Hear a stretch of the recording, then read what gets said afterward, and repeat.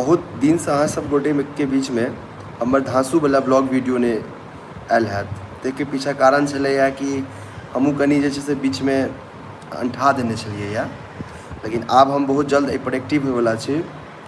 और अखन हम आईफोन के कैमरा से रिकॉर्ड कर रहल छी। अखन जे लाइव एलहुँ है यहाँ सब देख सकै छियै। और हम अब बहुत जल्द बुझियौ ब्लॉग वीडियो सब बनेनाइ स्टार्ट करब। किछु दिन से हमहूँ पूरा अंठा देने छलियै। तहन अहाँ सब गोटे ठीक छी ने?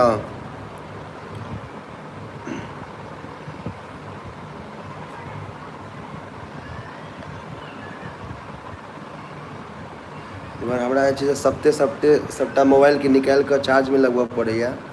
पर एक सप्ताह पर मोबाइल सबके निकालि कऽ चार्ज में लगा देल करै छियै। सो एकटा हमरा साप्ताहिक एक सप्ताह पर ड्यूटी लागल है बुझियौ तऽ।